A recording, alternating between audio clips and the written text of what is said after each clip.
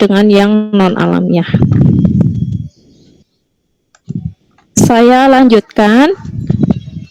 Manifestasi atau bentuk apa yang muncul dari suatu respon imun alami adalah pertahanan-pertahanan tubuh yang ada di mukosa ya.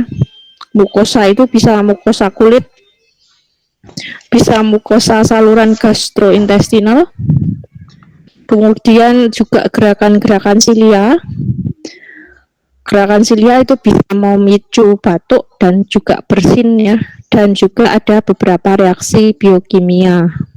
Gitu. Jadi ini adalah bentuknya saja, manifestasi yang bisa muncul dan bisa diamati. Gitu. Yang tidak bisa diamati juga banyak, tidak bisa diamati gitu, tidak bisa dilihat. Oke, kita hari ini akan belajar makrofag, sel natural killer, natural ya, bukan natural. Kemudian reaksi inflamasi, protein antivirus interferon, dan juga komplement. Ya, jadi ini adalah komponen dasar sistem imun yang sifatnya alami.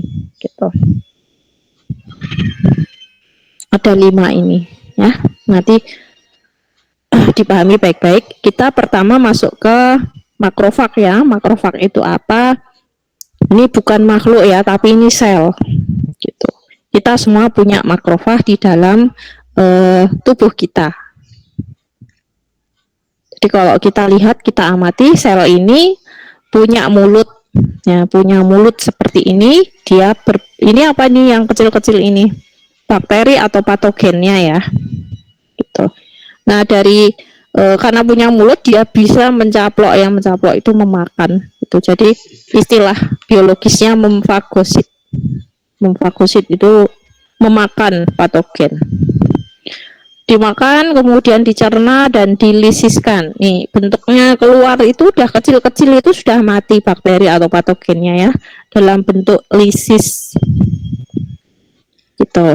Nah dia besar, mampu menghadang jadi sebagai pertahanan atau proteksi pertama kalau seseorang terinfeksi ya. Nah, tapi posisi makrofag ini ada di mana, kita akan lihat selanjutnya. Sekarang kita lihat dulu dari mana makrofag ini berasal. Ya. Adik-adik pernah mendengar bone marrow ya, sumsum tulang. Tadi juga ada di dalam gambar tadi ada sumsum tulang, tapi kalau di gambar tadi digambarkan sumsum tulangnya itu di bawah ya, di bagian tulang paha. Sebenarnya tidak juga ya, sumsum tulang ada di seluruh sumsum tulang yang ada di dalam tubuh. Jadi tidak hanya di bawah, tapi di seluruh pertulangan kita itu ada bone marrow-nya atau sumsum tulangnya. Nah, dia juga disebut stem cell pada pembentukan darah atau hematopoietic stem cell. Ya, jadi awal mula atau stem cell itu adalah suatu yang berasal dan awal gitu ya. Jadi yang tercipta pertama atau terbentuk pertama, murni. Itu namanya stem cell. Nah, si makrofag ini setelah kerja dia akan memfagosit tadi, kemudian dia bisa menghancurkan ya, tadi kelihatan ada yang dilisiskan kemudian dibuang. Nah, setelah dilisiskan dia kemudian bisa menyampaikan juga sambil bekerja, itu makrofag bisa menyampaikan informasi kepada limfosit T. Ya, limfosit T ini suatu sel yang kemudian nanti akan berperan dalam mekanisme sistem imun adaptif.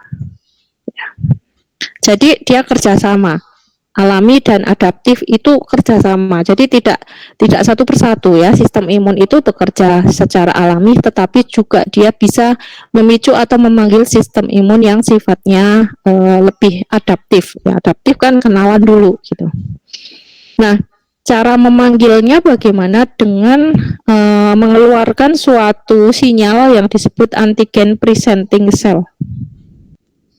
Ya, jadi diingat-ingat apa itu APC atau ini ya, APC atau antigen presenting cell, suatu sinyal atau tanda yang dikeluarkan oleh makrofag ketika dia bekerja menghancurkan antigen. Ya, dengan adanya sinyal ini maka sistem imun yang lain akan bergerak mendekati makrofag dan membantu proses pelisisan bakteri, ya, bakteri atau virus gitu. Jadi kerjanya adalah kerjasama. Nah, silakan dilihat dulu ini gambarnya proses pembentukannya makrofag ya. Kayak gini, jadi dari mana tadi, bone marrow ya. Bone marrow itu menghasilkan sel yang namanya self-renewing stem cell. Nah, self-renewing stem cell ini akan memproduksi sel yang lain yang disebut pluripotent stem cell. Jadi, perkembangan dari self-renewing stem cell adalah pluripotent stem cell. Atau awal mula gitu ya. Jadi, sesuatu yang masih murni, masih sangat awal diproduksi oleh bone marrow itu namanya stem cell. Nah, si stem cell ini akan menghasilkan dua sel darah yang namanya limfoid dan myeloid. Ya, limfoid dan myeloid. Nah, myeloid ini yang kita akan lihat ke bawah ya. Untuk limfoid belum kita bahas hari ini. Untuk yang myeloid ini akan menghasilkan sel yang namanya granulosit monosit. Granulosit monosit akan menghasilkan neutrofil dan monosit ya. Adanya di mana? Di dalam darah. Jadi kalau kita sedang terinfeksi, sedang mengalami peradangan, itu nanti kalau diperiksa darahnya, kadar neutrofil dan monosit ini akan tinggi ya, di atas normal. Gitu. Nah, kalau tinggi artinya memang berarti sedang ada proses peradangan atau inflamasi di situ. Ya, inflamasi adalah suatu mekanisme dan manifestasi dari adanya proteksi tubuh terhadap patogen. Ya, jadi ada imunitas yang bekerja secara alami di situ. Nah, yang adik perlu ingat, monosit itu adanya di dalam darah.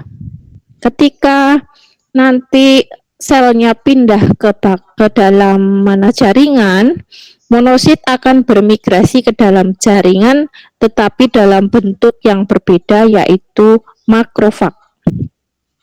Ya, jadi yang kita bahas hari ini adalah makrofag yang besar ini ya. Nah, diingat-ingat, monosit fungsinya sama dengan makrofag, tetapi monosit ini tugasnya di dalam darah. Kalau makrofag tugasnya di dalam jaringan. Jaringan itu apa? Jaringan kumpulan dari sel. Jadi tidak di vaskuler, tidak di dalam darah, tetapi adanya dalam jaringan. Nah, kalau makrofag di dalam jaringan, kalau kita dicek darah karena sakit ya, itu tidak bisa terdeteksi dalam darah gitu. Yang terdeteksi adalah neutrofil dan juga monosit. Oke, seperti itu ya. Ini permukaannya makrofag ya secara molekuler. Kita tidak mempelajari sampai detail tentang molekulernya, hanya adik-adik perlu tahu saja bahwa gambaran secara molekuler seperti ini.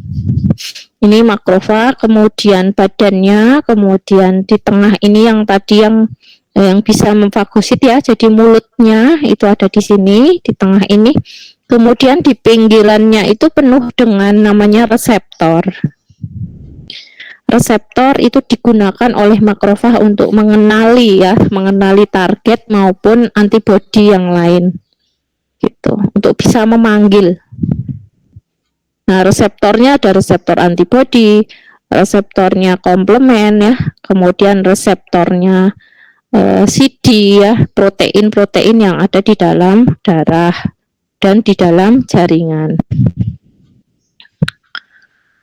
Oke, itu gambar makrofag. Sekarang kenapa dia bisa mendekati patogen? Ya, kita lihat di sini. Ini ada gambar.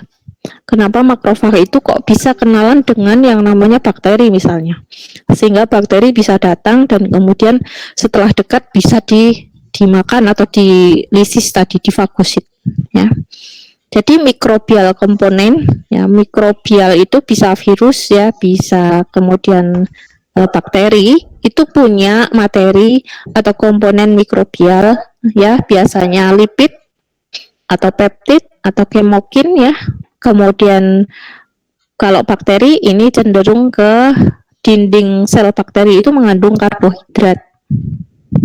Kalau dinding selnya virus itu mengandung lipid ya, makanya kalau virus SARS-CoV itu kita cuci tangan bisa virusnya mati, itu karena dia berdinding lipid ya, lemak gitu.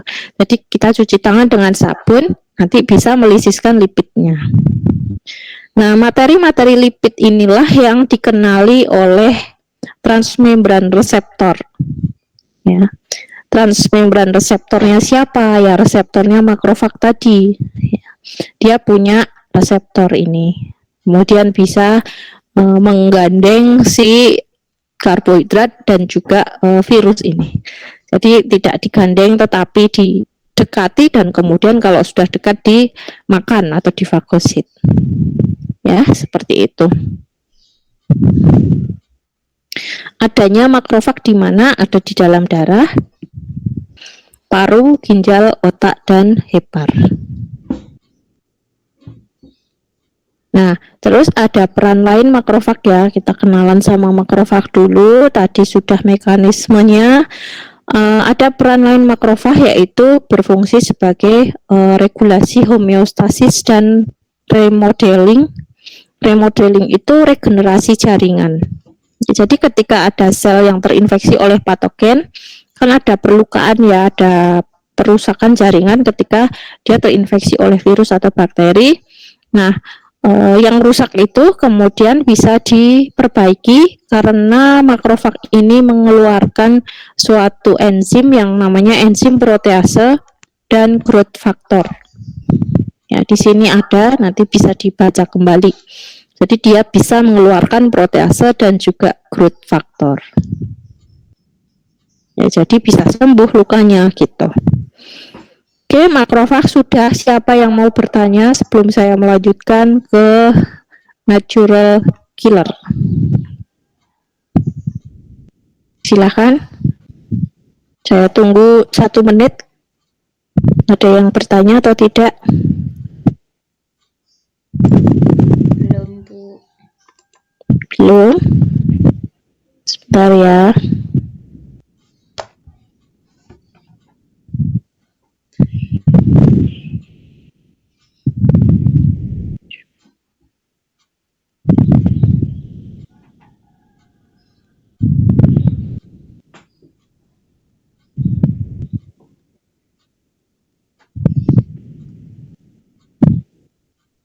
Baik, kalau tidak ada, saya lanjutkan ke sel selanjutnya ya, yaitu sel natural killer. Nah, bentuknya mengerikan ya. Gambarnya seperti ini.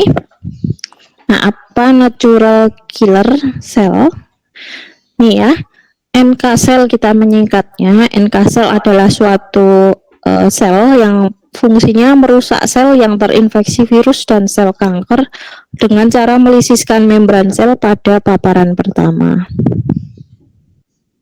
Tapi itu sel ya, bukan produk, tetapi sel NK. Jadi dia merusakkan sel ketika ada sel yang terinfeksi virus. Kalau memang sudah tidak bisa diremodeling oleh makrofag, maka dia akan dirusakkan oleh NK sel ini, dilisiskan gitu.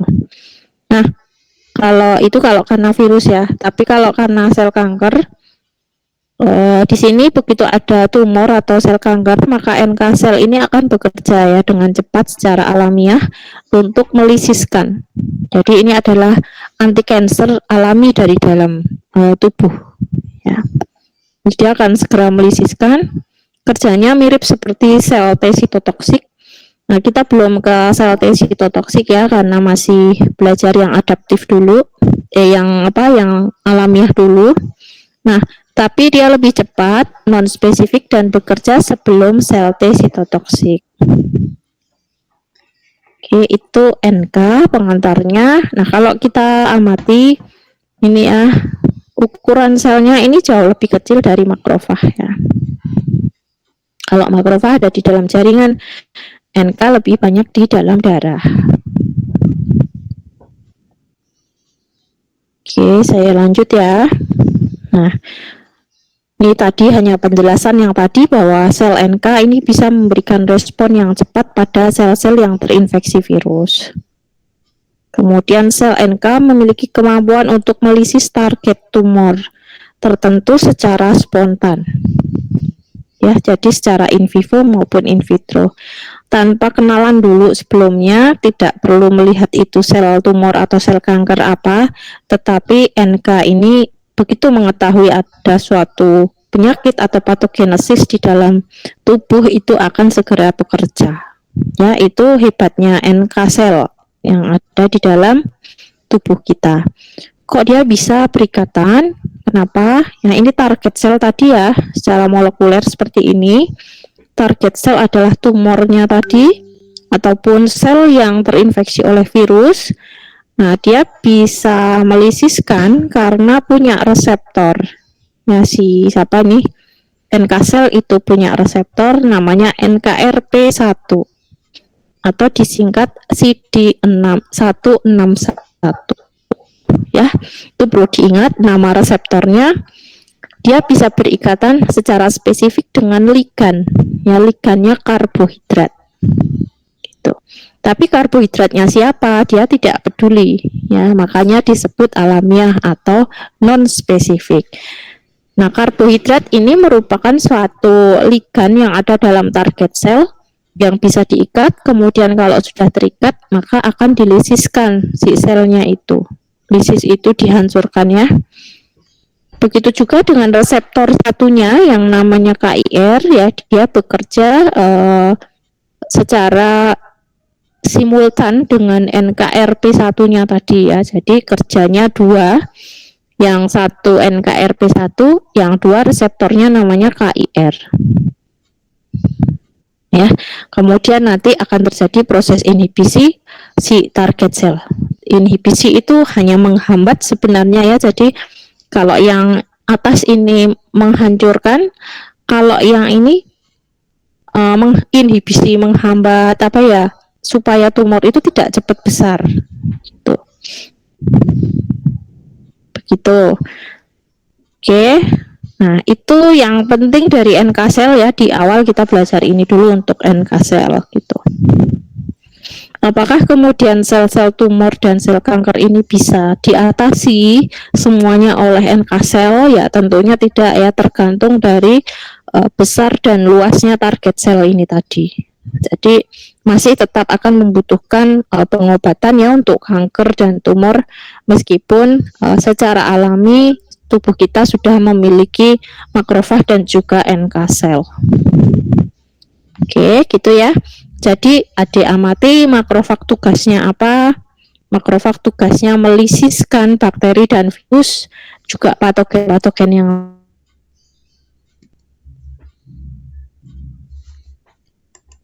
Bu, maaf suaranya terputus.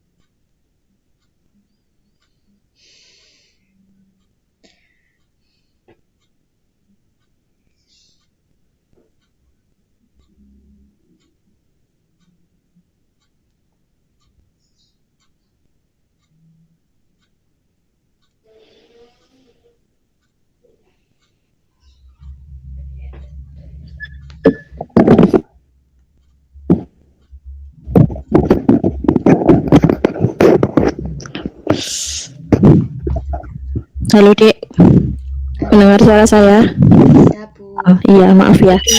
Tiba-tiba ada listriknya.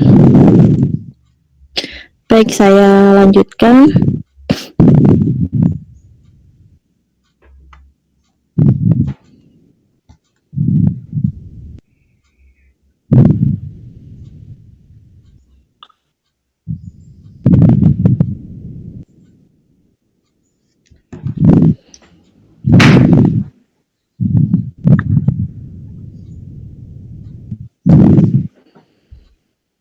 Ini nggak pernah bisa. Bentar.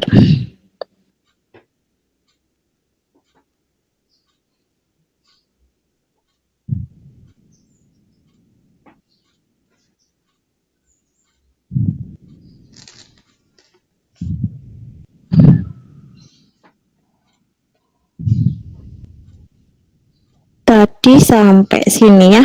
Oke.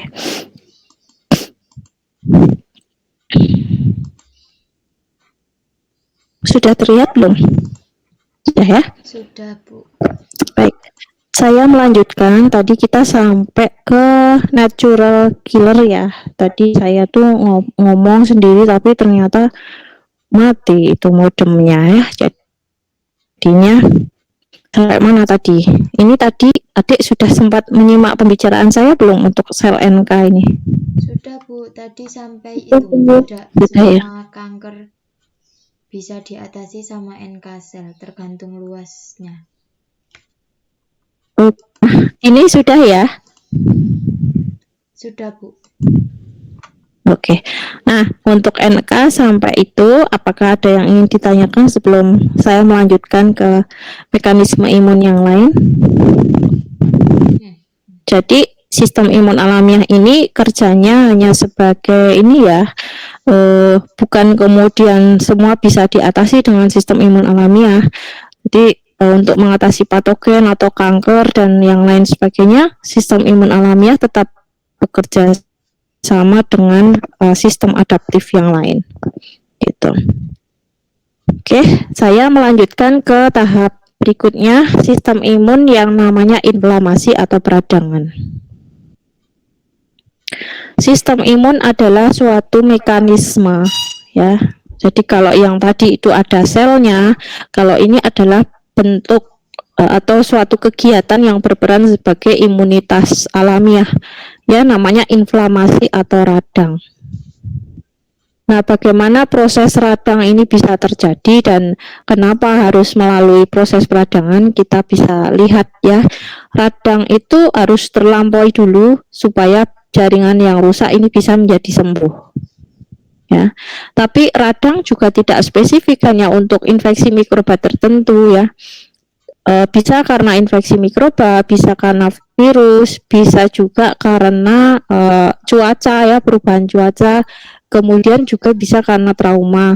Ya, trauma itu misalnya ada luka ya, jatuh atau terkena pisau, nah itu bisa memicu proses peradangan.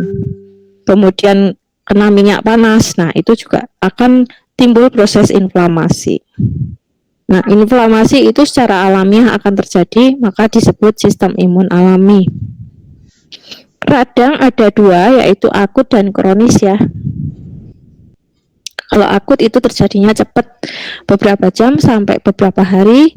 Kalau yang kronis ini akan butuh waktu gitu, butuh waktu bisa berbulan-bulan, bisa sampai bertahun-tahun.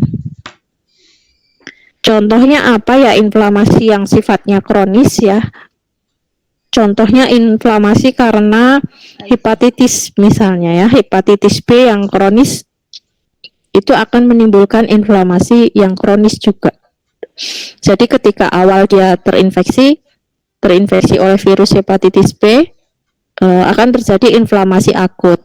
Ya, tetapi kalau virus ini kemudian ada terus menetap dan tidak bisa diatasi dengan pengobatan, dia bisa menimbulkan inflamasi yang bersifat kronis. Ya, nah akan terjadi kerusakan jaringan yang kemudian memicu suatu bentuk fibrosis ya. Jadi akan terjadi kalau fibrus itu jaringan parut ya. Nah kalau hepar yang mengalami infeksi itu bisa timbul hepatitis nekrosis namanya.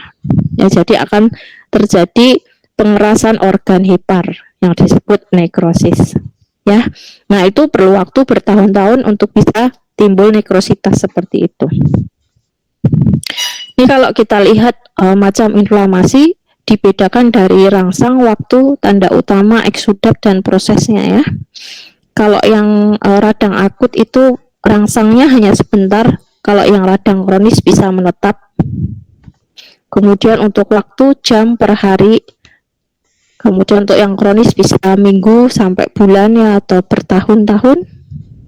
Kemudian tanda utamanya akan terjadi eksudasi ya, perubahan vaskuler dan eksudasi. Nanti kita lihat ya perubahan vaskuler yang seperti apa. Jadi di awal kalau kita terkena pisau misalnya, kemudian akan terjadi inflamasi di situ, akan timbul eksudasi ya, atau ada cairan gitu. Nah kalau yang kronis itu tidak lagi ada eksudasi ya, itu sudah tahapnya dulu waktu muncul radang akut. Kalau radangnya kronis maka sudah tidak ada cairan yang keluar lagi, namun akan terbentuk yang namanya proliferasi fibroblast yang saya sampaikan tadi ya, misalnya kemudian terjadi nekrositas hepar ya. Jadi ada jejas atau bekas yang menimbulkan jaringan parut yang tidak bisa dihilangkan begitu saja, yaitu adalah akibat dari radang kronis.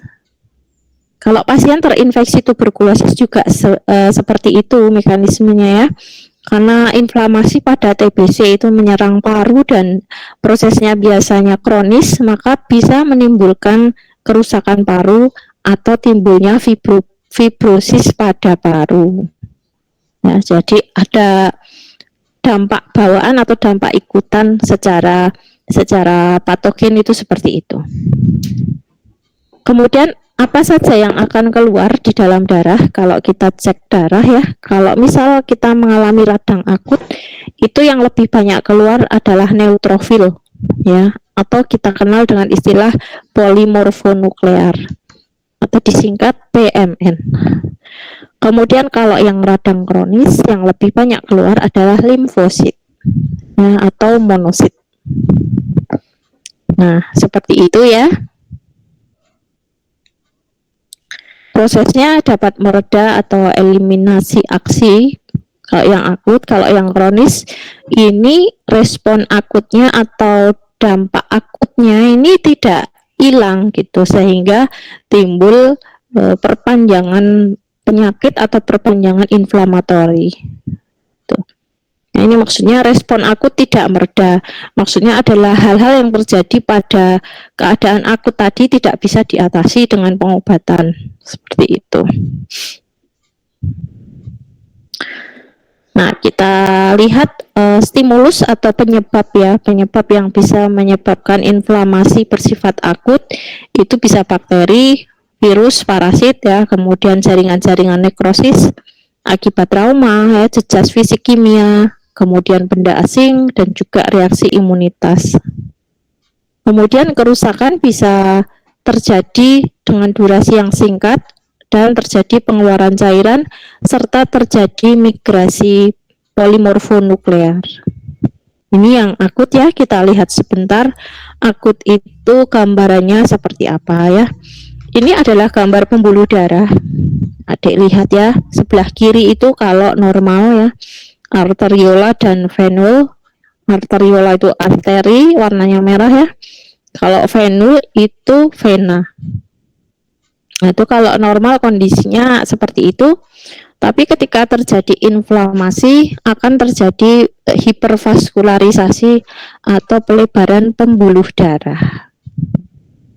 Ya, jadi itu gambarnya pembuluh darah, arterinya dan venanya itu membesar gitu ya, membengkak. Nah, itu karena ada reaksi inflamasi. Kemudian kita juga bisa mengamati bahwa di sini ada banyak sekali sel leukosit yang kemudian bermigrasi atau mendekati sel-sel yang mengalami peradangan ini. Ya. Oke, saya lanjut ya, itu bedanya, tapi masih ada sambungannya di sini. Kita lihat inflamasi kronis ya. Ini sel-sel yang berperan saja ya, Dek ya, nanti bisa dibaca sendiri. Nah, tadi yang akut, sekarang yang kronis, cirinya adalah ada infiltrasi sel mononukleus seperti makrofag, limfosit, dan juga sel plasma. Kemudian terjadi kerusakan jaringan yang bisa menjadi berat. Kalau yang akut itu ya, kalau traumanya itu di kulit, maka jaringan kulit akan rusak ya. Tetapi kalau yang kronis ini, kalau misalnya awalnya ada di bagian darah, ini juga bisa migrasi atau mengalami perpindahan kerusakan di daerah jaringan, dan jaringan bisa rusak menjadi meluas. Nah, upaya penyembuhan dengan membentuk jaringan ikat di jaringan yang rusak dilakukan melalui proliferasi pembuluh darah halus atau disebut angiogenesis, terutama fibrosis. Ya.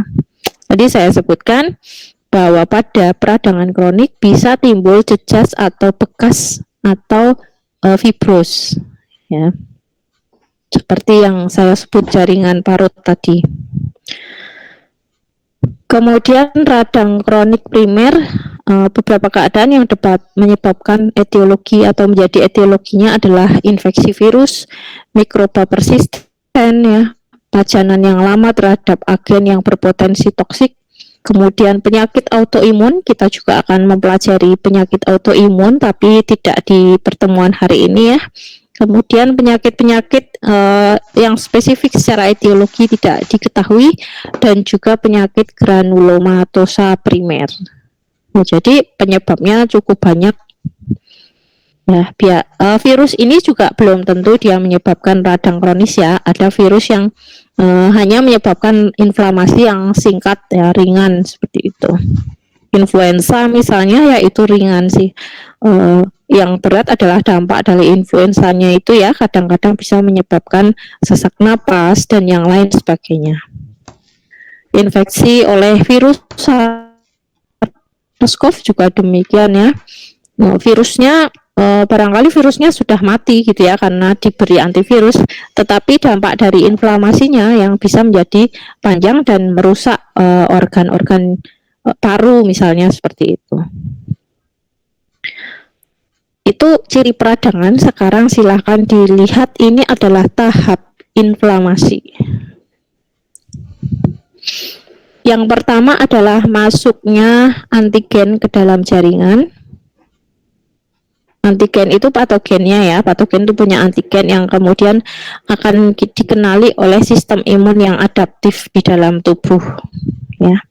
Nah, ketika ada antigen masuk ke dalam jaringan akan terjadi tadi pelisisan oleh dan fagositosis oleh makrofag tadi. Jadi ada pencaplokan tahap awal gitu ya. Nah, namun masuknya antigen ke dalam jaringan itu punya dampak timbulnya vasodilatasi sistem atau pembuluh darah ya. Jadi terjadi vasodilatasi itu pelebaran, pembuluhnya itu melebar sehingga akan terjadi peningkatan aliran darah di daerah yang meradang ya. Proses ini akan menyebabkan sesuatu yang disebut rubor dan kalor ya. Apa itu nanti ada di sini penjelasannya. Karena adanya vasodilatasi akan terjadi peningkatan permeabilitas membran ya. Jadi kalau permeabilitas kapiler dan venanya itu permeabilitas terhadap proteinnya itu tinggi, meningkat, itu protein bisa berdifusi atau pindah ya. Air juga bisa pindah ke dalam jaringan interstitial. Nah, pindahnya air dan protein ini akan memicu pembengkakan ya, yang disebut tumor. Nah, adanya pembengkakan tentu bisa memicu rasa nyeri dan juga demam. Oke. Nah, karena adanya difusi protein dan juga air akan memicu keluarnya neutrofil ya. Neutrofil juga monosit dari kapiler dan venule dari kapiler dari pembuluh darah ke dalam jaringan interstitial. Jadi akan keluar dari pembuluh. Nah, kemudian selanjutnya akan terjadi penghancuran antigen di dalam jaringan berupa proses fagositosis ya. Nah, fagositosisnya ini bisa menyebabkan respons sistemik yang berwujud demam. Kalau sudah terjadi proses fagositosis oleh tadi makrofag kan juga punya kemampuan untuk regenerasi jaringannya, maka setelah terjadi proses penghancuran akan terjadi perbaikan jaringan. Nah, itu adalah keseluruhan tahap inflamasi. Jadi kenapa dia kemudian bisa memicu demam dan lain sebagainya, kita lihat di sini ya. Tadi ada istilah rubor ya. Rubor itu adalah kemerahan. Ya, kemerahan terjadi karena adanya pelebaran pembuluh darah. Kemudian pada saat terjadi pelebaran pembuluh darah akan terjadi hiperemi ya, suhu tubuh akan mulai meningkat. Kenapa bisa meningkat? Karena pada saat itu akan terjadi pelepasan histamin namanya. Jadi suatu zat yang bisa merangsang sistem syaraf, namanya histamin. Jadi akan muncul kemerahan disertai dengan terjadi hiperemi atau peningkatan suhu tubuh. Ya, atau suhu di daerah peradangan itu juga bisa ya. Jadi secara lokal dia bisa meningkatkan suhu. Kemudian kalau sudah hiperemi akan terjadi kalor atau panas. Oke, jadi suhu di sekitar tempat peradangan itu akan memang lebih panas daripada yang tidak.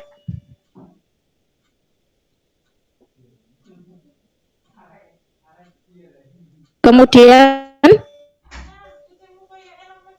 mengapa menimbulkan kalor juga disebabkan karena ada tekanan yang meninggi ya, karena ada pembengkakan jaringan. Jadi vaskuler yang tadi meradang, vaskuler yang melebar juga bisa menyebabkan rasa sakit. Selanjutnya adalah tumor atau bengkak. Ya, disebabkan karena adanya hiperemi dan juga perpindahan cairan serta protein ke dalam jaringan-jaringan interstitial tadi. Ya, jadi perlu diingat bahwa ketika ada inflamasi akan terjadi rubor, kalor, tumor, dan dolor. ya. Jadi inflamasi ini juga salah satu sistem imun alamiah, kayak gitu. Ya, masalahnya ada hasil sampingnya yang berupa histamin tadi yang bisa kemudian menyebabkan kita itu kalau terinfeksi akan demam ya. Saya lanjutkan. Untuk inflamasi, apakah masih ada yang ingin ditanyakan, Dek? Bu, izin bertanya. Ya, silakan. Yang di tahapan inflamasi tadi, Bu, itu kan disebutkan yang jaringan interstitial, itu yang bagaimana, Bu?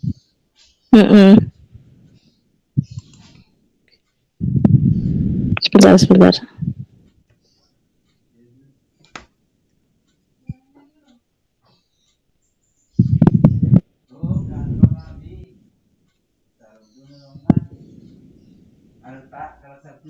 Tunggu sebentar ya, Dek. Baik, Bu.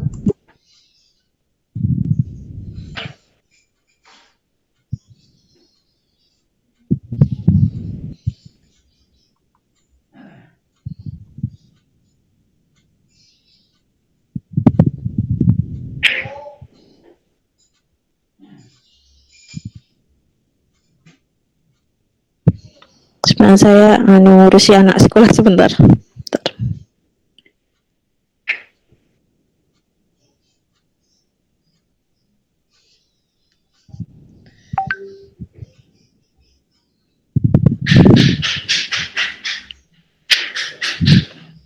Tadi apa? Jaringan interstitial ya? Iya, Bu. Oh ini, interstitial itu biasanya berupa cairan ya, cairan yang ada di dalam sel, gitu. Jadi jadi kan ada darah ya, ada vaskuler. Nah, vaskuler itu pembuluh darah. Kemudian kalau di luar itu ya darah juga sel gitu. Nah, cairan yang ada di dalam sel itu interstitial. Tuh.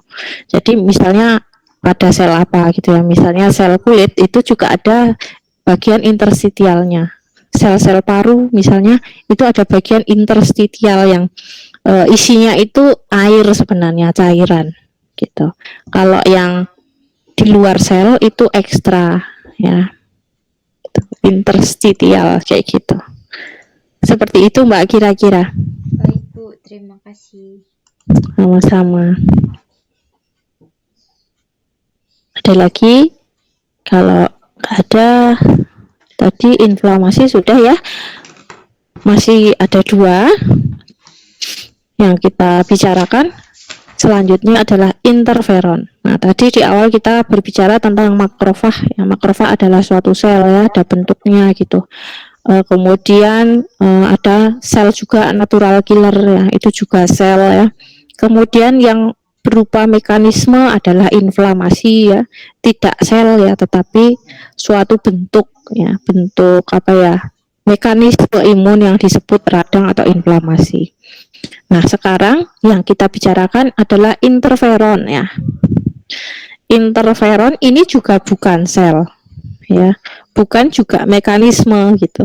Tetapi interferon adalah suatu zat yang dihasilkan ketika virus itu terinfeksi oleh ketika sel itu terinfeksi oleh virus ya.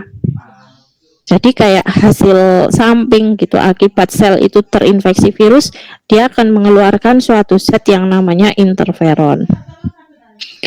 Ya, dari kata interfere yang mengganggu. Nah, ini uniknya interferon. Kalau sel terinfeksi virus, sel akan menghasilkan interferon. Interferon itu berperan untuk menghambat replikasi virusnya, gitu. Menghambat replikasi artinya virus itu kemudian akan dihambat, dan kalau mempan akan dilisiskan atau dimatikan oleh interferon ini, gitu. Kita lihat nanti gimana caranya dia bisa melisiskan. Kemudian peran interferon juga memperlambat dan memperlambat pembelahan dan pertumbuhan sel tumor. Itu jadi interferon itu fungsinya adalah membunuh atau menghambat replikasi virus dan juga membunuh ya tujuannya itu. Kemudian juga memperlambat pembelahan dan pertumbuhan sel tumor dengan meningkatkan potensi sel tadi natural killer dan sel sitotoksik. Nah, sel sitotoksik kita belum bahas hari ini ya. Jadi tadi ada natural killer yang berperan dalam proses apa tadi ya, untuk mengatasi sel tumor dan kanker juga, dan untuk mengatasi virus. Nah, di sini ada suatu zat yang namanya interferon. Interferon selain dia mengganggu replikasi virus, juga ini meningkatkan kemampuan sel NK. Ya. Jadi dia membantu meningkatkan sel natural killer. Kemudian peran interferon yang lain adalah meningkatkan aktivitas fagositosis makrofag dan merangsang produksi antibodi. Ya, kalau antibodi itu mekanisme sistem imun adaptif. Ya, kita akan pelajari minggu depan itu tentang antibodi. Tapi interferon ini alamiah, kerjanya adalah meningkatkannya, membantu meningkatkan aktivitas fagosit makrofag dan merangsang produk antibodi. Oke, itu interferon ya. Nah, kita lihat kenapa interferon bisa bersifat sebagai antivirus, karena dia bisa menginduksi itu memicu ya, memicu ekspresi suatu gen. Ya, ekspresi itu adalah bagaimana kerjanya si gen itu. Nah, dia bisa memicu ekspresi atau kerja gen yang namanya ISG. ISG singkatan dari interferon stimulate gen. Ya. Jadi semua manusia punya ya ISG itu, namanya interferon stimulate gen. ISG bisa distimulasi kerjanya atau dipacu kerjanya oleh interferon gitu. Nah, peran ISG adalah ini, berperan sebagai antivirus ya. Jadi antivirus itu membasmi virus yang ada di dalam sel maupun yang ada di sekitar sel itu. Nah, jadi ketika virus itu belum menginfeksi sel yang dituju tapi masih ada dalam jaringan, nah dia juga bisa diatasi oleh interferon ini dengan cara memproduksi ISG. Ini contohnya ya, dia membatasi replikasi virus, contohnya pada virus influenza, kemudian virus HIV, dan juga virus SARS-CoV. Kita lihat ya gambarnya seperti ini, kira-kira jadi ketika ada sensor innate sensing ya, atau ada virus masuk, ini contohnya virus aja ya, yang gambarnya seperti ini, apa misalnya COVID ya, virus SARS-CoV, kayak gini, masuk ke dalam darah dan juga masuk ke dalam jaringan, akan timbul innate sensing atau respon imun alamiah yang kemudian akan memicu produksi interferon ya.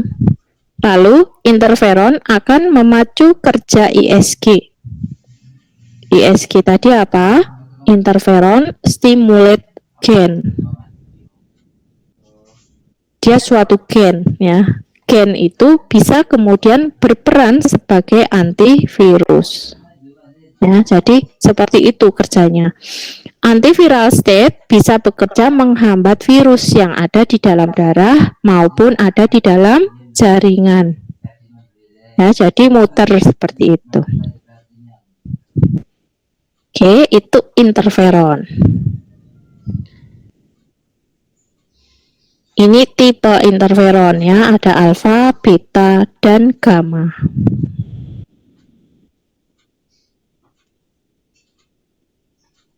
Kemudian ini mekanisme kerjanya ya. Yang alfa, gamma, dan seluruh IFN ini bagaimana kerjanya, adik bisa membaca ya dari sini. Khususnya yang IFN alfa dan beta itu kerjanya memblok transkripsi mRNA virus ya. Transkripsi itu, jadi kalau virus itu kan yang dibawa itu di dalam substansi virus itu mRNA ya, RNA-nya gitu. Dan ketika kita misalnya ada sering mendengar PCR ya untuk mendeteksi adanya virus COVID, yang dideteksi melalui PCR adalah RNA-nya, jadi mRNA-nya gitu. Nah, kalau dia bertranskripsi maka dia akan membentuk double helix ya, double helix-nya itu kemudian akan sebagai sarana untuk dia berkembang dan kemudian replikasi. Nah, kalau virus sampai bereplikasi maka akan tumbuh kembang gitu. Jadi kayak berkembang biaknya virus. Nah, dia di sini fungsinya memblokir proses transkripsi itu untuk IFN alfa dan juga beta. Selanjutnya IFN gamma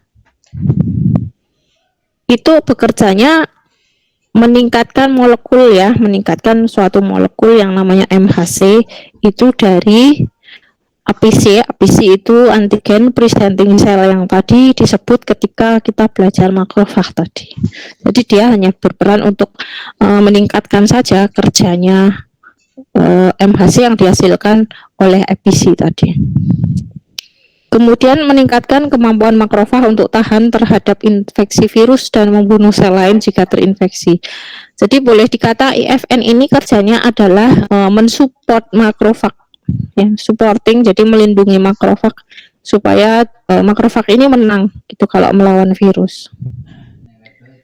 Kemudian seluruh IFN atau interferon ini fungsinya adalah meningkatkan molekul MHC dan juga meningkatkan aktivitas sel NK.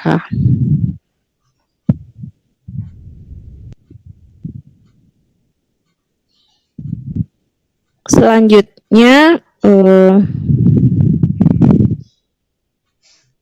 apakah virus bisa bertahan terhadap interferon? Jawabannya bisa ya. Makanya kan ketika seorang terserang virus itu belum tentu kemudian akan sembuh dengan cepat gitu. Ada virus-virus yang tahan gitu, tahan terhadap interferon dengan cara seperti ini ya. Jadi kerjanya begini. Gimana kok dia menjadi pasiennya tetap terinfeksi gitu. Padahal kan tubuh sudah mengeluarkan interferon. Ya bisa, karena tidak semua virus itu kemudian bisa kebal terhadap bisa diatasi oleh interferon. Ada virus yang kebal gitu.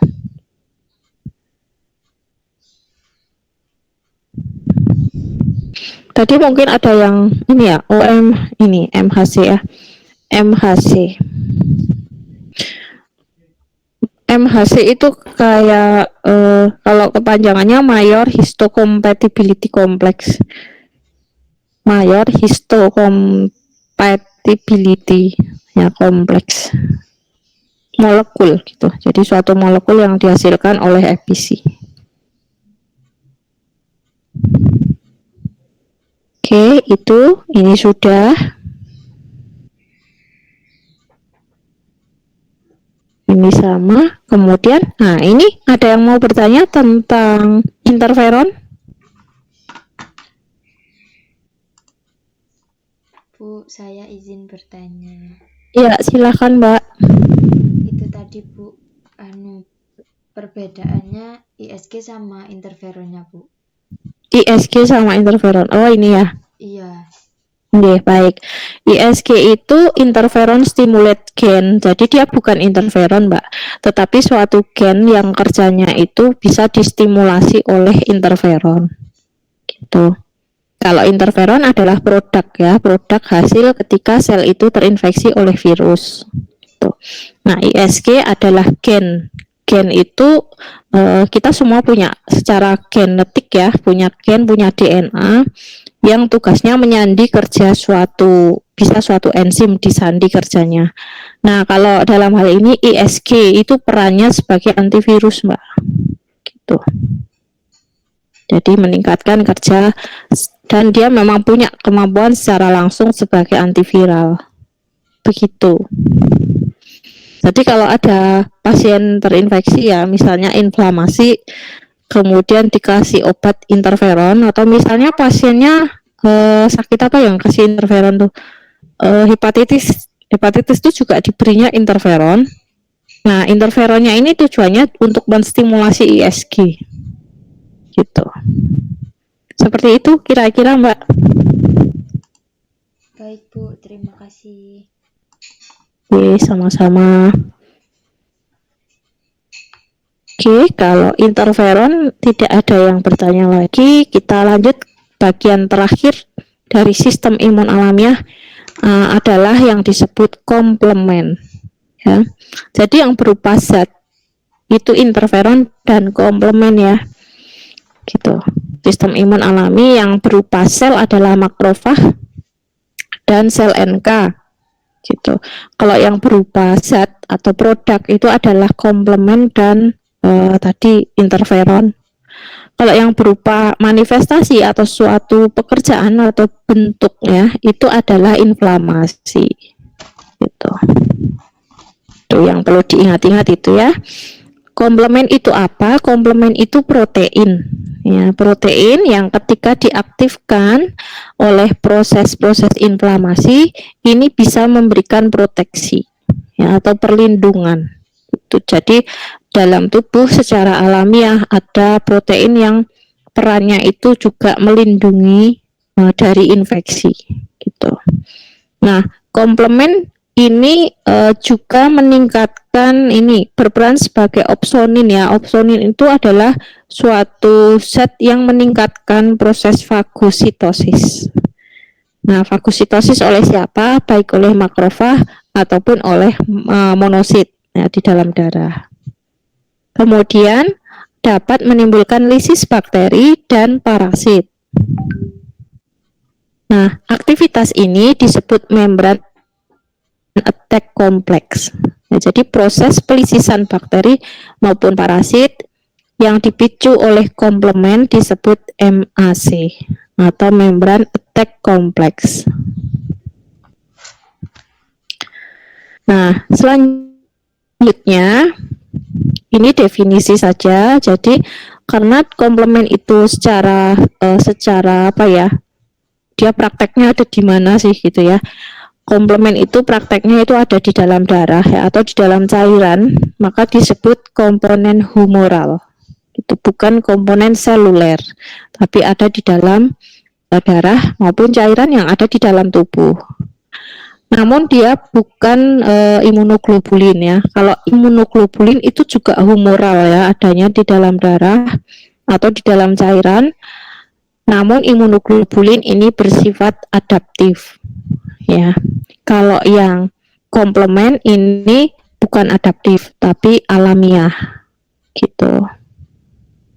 Nah, adanya di mana dia disintesis oleh sel hepar atau jaringan makrofag, kemudian sel epitel dari seluruh gastrointestinal dan juga dihasilkan oleh monosit darah. Ya, jadi penghasil komplement atau protein cukup banyak ya. Bisa dari saluran gastro.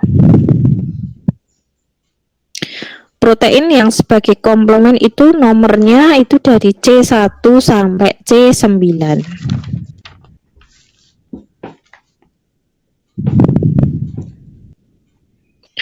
Nah, karakteristik dari sistem komplement ini seperti ini ya. Menghasilkan suatu respon yang cepat dan bertingkat terhadap suatu rangsang yang berupa kompleks imun. Nah, kemudian protein itu diberi nama atau simbol C. Kemudian belakangnya ada angkanya, tetapi itu bukan urutan reaksi ya, tetapi berdasar nomor penemuan komplementnya. Gitu. Nah, komplement adalah nama yang diberikan terhadap suatu seri protein plasma yang terdiri dari serinya itu ada 21 protein. Tetapi yang berperan dalam sistem imunitas alamiah itu 9 yang utama. Jadi C1 sampai 9. Gitu ya. Jadi protein itu adalah komplement ya. Nah, mekanisme kerja ini seperti proses pembekuan darah yang membentuk suatu sistem enzim yang terstimulasi dan kebanyakan adalah proteinase. Gitu. Jadi bagaimana protein itu bisa menjalankan aksinya yaitu dengan cara mensintesis enzim. Jadi ada enzim itu adalah suatu katalis ya, suatu zat itu yang bisa menyebabkan kerja mekanisme metabolisme dalam tubuh itu berjalan gitu. Nah, kalau dalam hal ini enzim itu akan membantu sistem imun secara alamiah. Gitu. Nah, ini namanya ya dari C1 sampai C9. Kemudian ada faktor B, faktor H, dan lain sebagainya.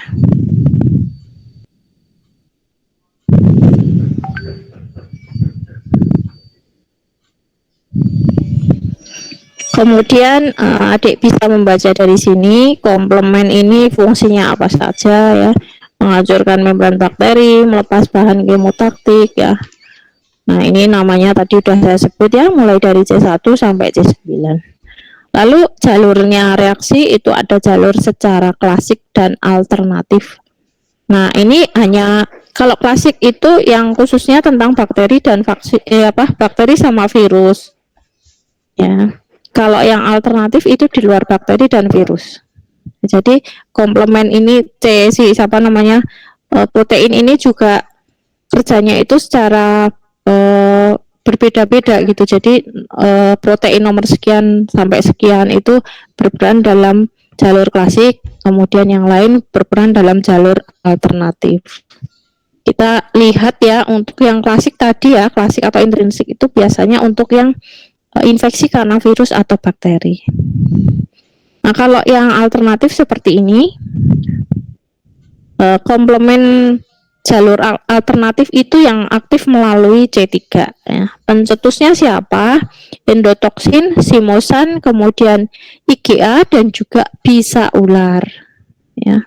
Simosan itu apa? Siapa yang tahu? Mas Muan, tanyain yang dong Nalen gimana? Tanyain yang mau dijemput siapa? Tengah 11. Tanyain. Siapa yang tahu simosan? Simosan itu venom ya. Venom itu bisa ular. Tapi secara spesifik simosan ini dihasilkan oleh ular kobra. Jadi kalau venom saja itu ya ular apa saja gitu. Tapi kalau yang simosan itu yang ular kobra. Nah, kalau terjadi infeksi karena bisa ular, itu komplement yang bekerja adalah jalur alternatif. Seperti itu. Kemudian di sampingnya jalur alternatif itu ada fungsi komplement ya. Fungsi komplement nomor C sekian itu berperan dalam sitolisis ya. Jadi menyebabkan sel itu menjadi lisis. Kemudian anafilatoxin atau mengatasi racun itu di nomor C3, C4, C5 ya, itu kode protein. Kemudian yang berperan sebagai zat kimia atau kemotaksis itu C3A, C5A, C567. Kemudian kinin adalah suatu protein ya yang juga dihasilkan ketika terjadi proses inflamasi. Kemudian juga ada zat-zat yang berperan dalam immunoadherence atau sistem imun ya secara umum gitu. Jadi 3B dan C4B. Nah, itu penomoran saja ya. Yang terpenting adalah adik pahami bahwa ada jalur alternatif dan ada jalur yang sifatnya itu klasik. Seperti itu. Oke, yang ini sama ya. Jadi ini tadi sudah saya jelaskan. Silakan kalau ada yang bertanya. Ini gambar ini menunjukkan bahwa komplement itu juga bisa melubangi ya, Dek. Jadi ada bakteri yang kemudian masuk di dalam tubuh. Komplement ini berperan dalam melubangi badan bakteri ini. Jadi kalau dilubangi dia akan menjadi poros ya. Poros itu berlubang-lubang gitu, banyak porinya, lama-lama akan hancur realisis. Seperti itu. Oke, ada yang mau bertanya?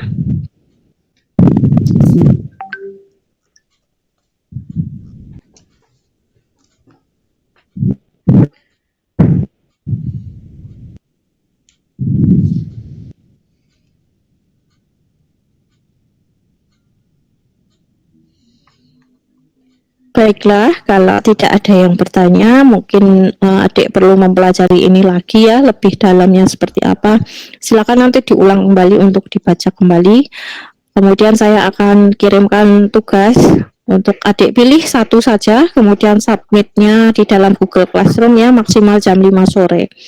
Ada beberapa pertanyaan, 4 pertanyaan nanti akan saya sampaikan. Tapi adik bebas memilih ya, satu saja nggak apa-apa. Yang penting kisi-kisi itu dipelajari ya, kisi-kisi yang saya sampaikan. Kemudian ini materi ini juga lumayan berat ya untuk imunologi karena semi-semi apa ya, biomolekuler kalau seperti ini. Sudah, kalau sudah mau saya stop presentnya. Nanti codingnya minta tolong ngecek yang ada di add link, karena saya untuk teori ini kan nggak masuk nama saya di add link gitu. Tolong dicek aja presensinya itu sudah lengkap atau belum. Kalau ada yang belum, nanti lapor ke saya atau ke Bu Ismi gitu. Minggu depan barangkali kalau kita sudah berhasil migrasi data, kita akan menggunakan add link ya. Tapi akan saya informasikan. Nah, Dek, saya mau minta foto. Sebentar, saya full screen dulu.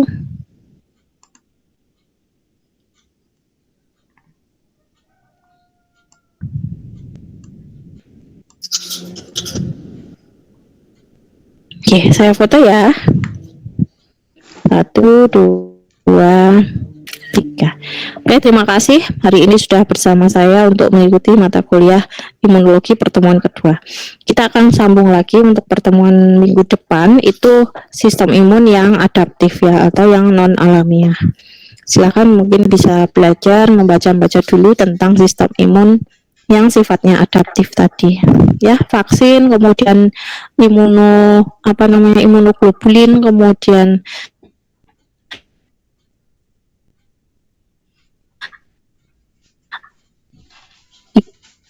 IgG itu ada IgA, IgG. Terima kasih, selamat siang dan selamat beraktivitas adik-adik semuanya. Salam sehat ya dari saya. Oke, jangan lupa ya dari saya. Terima kasih Bu. Sama-sama. Terima kasih Bu. Baik. Oke.